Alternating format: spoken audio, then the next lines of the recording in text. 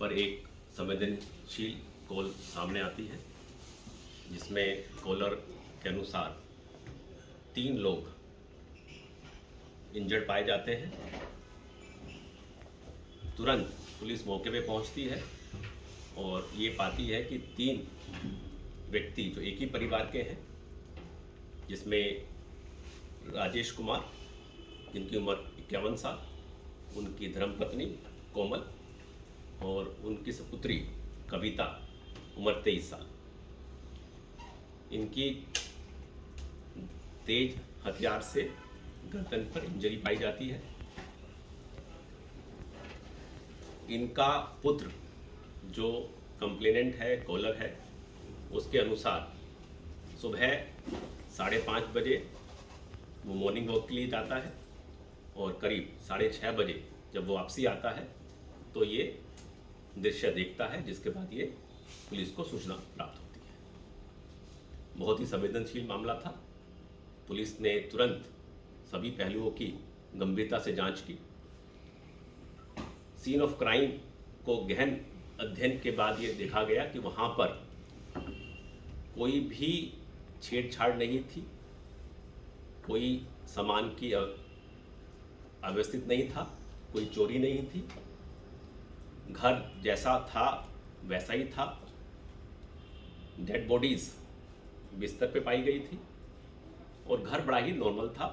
कोई भी force entry या अनऑथोराइज एंट्री नहीं थी।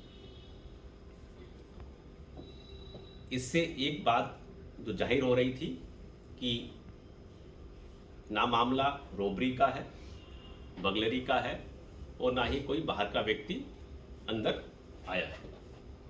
इसके बाद आसपास के सभी सीसीटीवी कैमरास की गहन जांच की गई कि उस दौरान कोई इस प्रकार का आने जाने का कोई सूचना आगमन मिलता है या नहीं मिलता है। इस बीच जो मेन कंप्लेनेंट है, जो उनका पुत्र अर्जुन, उनसे और बातचीत की गई, क्वेश्चनिंग की गई कि आप बताइए आपने क्या देखा, कैसे हुआ। तो धीरे धीरे उनके स्टेटमेंट में अलग अलग कंट्राडिक्शन सामने आने लगे। जैसे जैसे कंट्राडिक्शन बढ़ते रहे तो कुछ कुछ बातों का उसने खुलासा करना शुरू किया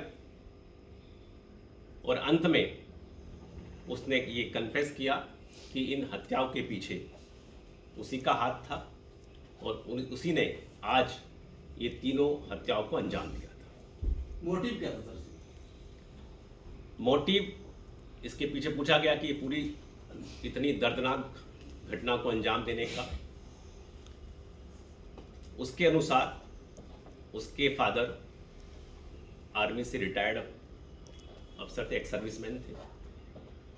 तो उसके संबंध अपने फैमिली से और खासकर पिता से काफ़ी ख़राब चल रहे थे। उसके पिता और फैमिली, उसको बॉक्सिंग का शौक़ था, पढ़ने लिखने में इतना अच्छा नहीं था। उसकी बड़ी बहन पढ़ने में ज़्यादा अच्छी थी, तो इसके लेके वो हमेशा एक स्टेप मदरली ट्रीटमेंट महसूस करता था पूरे फैमिली से कि मुझे सपोर्ट नहीं करते और साथ ही साथ मुझे हर बात पे टोकते हैं और मारते पीटते भी थे। उसका कहना था मेरे पिता मेरे को मारते भी थे और कुछ दिन पहले कुछ बाहर के आदमियों के सामने भी उसकी बेइज्जती की गई थी। तो उसको बड़ा ह्यूमिलिएशन फील होता था कि मेरे पेरेंट्स अब मैं इतना बड़ा हो गया हूँ, सेकेंड ईयर में पढ़ रहा हूँ, तो हमेशा उसको एक बुरा लगता था। दूसरा सिबलिंग राइवलरी, उसको लगता था कि मेरी बहन को ये तवज्जो देते हैं और उसको कहीं से ये सूचना मिली कि मेरी प्रॉपर्टी जो फादर है वो प्रॉपर्टी भी अपनी बहन के नाम कर रहा है या अपनी बेटी के नाम कर रहा है, तो उससे गुस्सा और बढ़ गया। तो उसी गुस्से के अंदर उसने ये प्लान बनाया कि मैं अब और बर्दाश्त नहीं कर सकता, तो मैं अब इन सबको ख़त्म करूँ। उसने 4 दिसंबर का दिन काफ़ी सोच समझकर चूज़ किया, क्योंकि 4 दिसंबर को उनके पेरेंट्स की, मदर फादर की मैरिज एनिवर्सरी थी। तो उसको था कि इस दिन सब लोग अच्छे माहौल में होंगे और मुझ पे कोई शक नहीं करेगा, तो इसलिए उसने ये दिन बड़ी ही प्री प्लानिंग से चुना था। हत्या करने के लिए उसने एक जो कि फादर आर्मी में थे तो उनके पास एक आर्मी नाइफ था जिसको उसने इस्तेमाल किया और बड़े ही तरीके से उसने एलिबाई क्रिएट की कि मैं 5:30 बजे रूटीन में वॉक पे जाता हूँ, मैं वॉक पे जाऊँगा और वापसी में आके ये सब चीज़ें बताऊँगा कि जब मैं गया तो सब ठीक था, जब मैं आया तो मैंने ये देखा, क्योंकि घर वो ताला लगा के बाहर से वही गया था और उसी ने ही आके ताला खोला था। तो हमें और बहुत सारे एविडेंसेस मिले हैं जिससे बिल्कुल इरिफ्यूटेबल हमारे पास पीस ऑफ एविडेंसेस है जो प्रूव करता है कि ये हत्या उसके पुत्र अर्जुन ने की है। उसकी अपनी हाथ पर भी